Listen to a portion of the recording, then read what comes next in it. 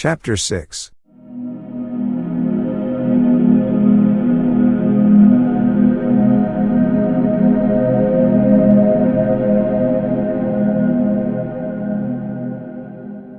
The Dunwich Horror itself came between Lammas and the equinox in 1928, and Dr. Armitage was among those who witnessed its monstrous prologue.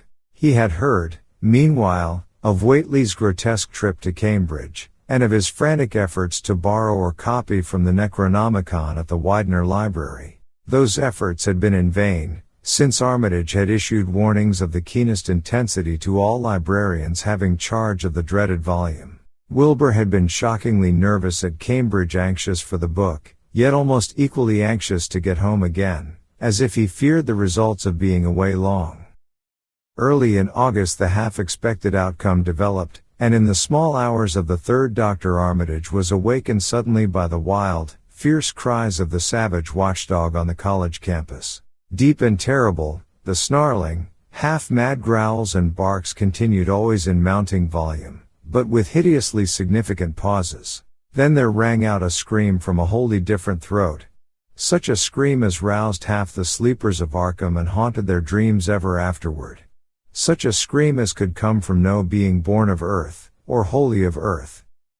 Armitage, hastening into some clothing and rushing across the street and lawn to the college buildings, saw that others were ahead of him and heard the echoes of a burglar alarm still shrilling from the library. An open window showed black and gaping in the moonlight. What had come had indeed completed its entrance, for the barking and the screaming, now fast fading into a mixed low growling and moaning, proceeded unmistakably from within. Some instinct warned Armitage that what was taking place was not a thing for unfortified eyes to see, so he brushed back the crowd with authority as he unlocked the vestibule door. Among the others he saw Professor Warren Rice and Dr. Francis Morgan, men to whom he had told some of his conjectures and misgivings, and these two he motioned to accompany him inside.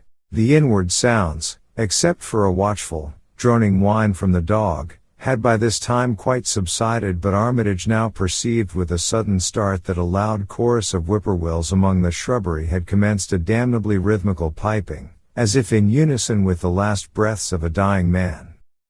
The building was full of a frightful stench which Dr. Armitage knew too well, and the three men rushed across the hall to the small genealogical reading room whence the low whining came. For a second nobody dared to turn on the light, then Armitage summoned up his courage and snapped the switch. One of the three, it is not certain which, shrieked aloud at what sprawled before them among disordered tables and overturned chairs.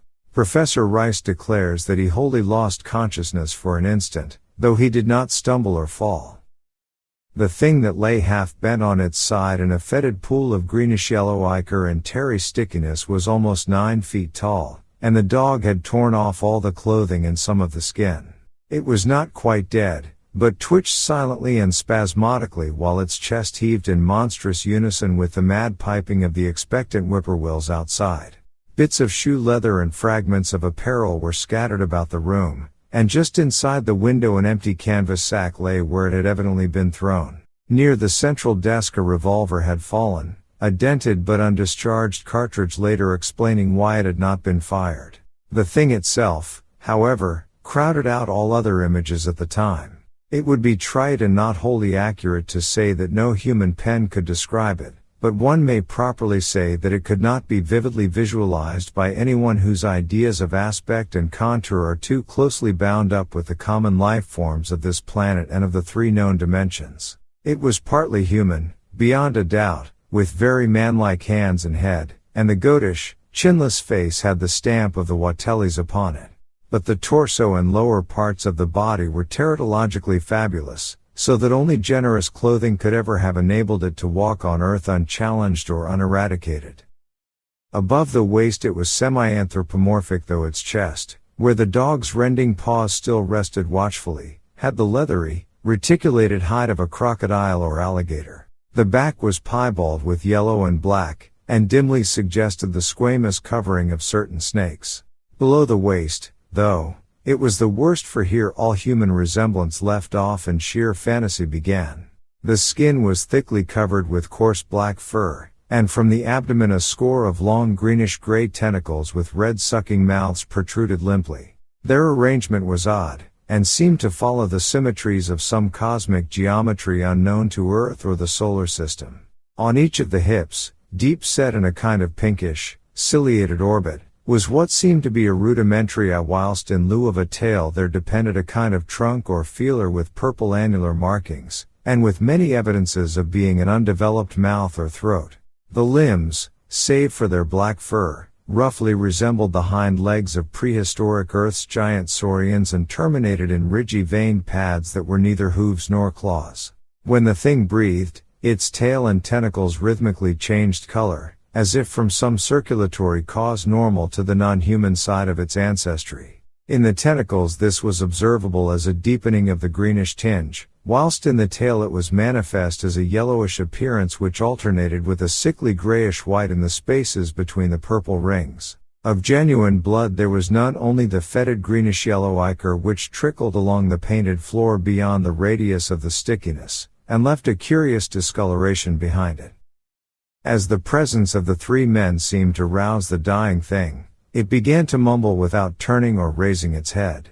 Dr. Armitage made no written record of its mouthings, but asserts confidently that nothing in English was uttered. At first the syllables defied all correlation with any speech of Earth, but toward the last there came some disjointed fragments evidently taken from the Necronomicon, that monstrous blasphemy in quest of which the thing had perished. These fragments, as Armitage recalls them, ran something like: Nai, Ngaga, Bugshagag, Waiha Yag Sarthath. They trailed off into nothingness as the whippoorwills shrieked in rhythmical crescendos of unholy anticipation. Then came a halt in the gasping, and the dog raised its head in a long, lugubrious howl. A change came over the yellow, goatish face of the prostrate thing, and the great black eyes fell in appallingly. Outside the window the shrilling of the whippoorwills had suddenly ceased, and above the murmurs of the gathering crowd there came the sound of a panic-struck whirring and fluttering. Against the moon vast clouds of feathery watchers rose and raced from sight, frantic at that which they had sought for prey. All at once the dog started up abruptly, gave a frightened bark, and leapt nervously out of the window by which it had entered. A cry rose from the crowd, and Dr. Armitage shouted to the men outside that no one must be admitted till the police or medical examiner came. He was thankful that the windows were just too high to permit of peering in, and drew the dark curtains carefully down over each one. By this time 2 policemen had arrived, and Dr. Morgan, meeting them in the vestibule, was urging them for their own sakes to postpone entrance to the stench-filled reading room till the examiner came and the prostrate thing could be covered up. Meanwhile frightful changes were taking place on the floor. One need not describe the kind and rate of shrinkage and disintegration that occurred before the eyes of Dr. Armitage and Professor Rice, but it is permissible to say that, aside from the external appearance of face and hands, the really human element in Wilbur Whateley must have been very small. When the medical examiner came, there was only a sticky whitish mass on the painted boards, and the monstrous odor had nearly disappeared. Apparently Whateley had had no skull or bony skeleton, at least, in any true or stable sense. He had taken somewhat after his unknown father.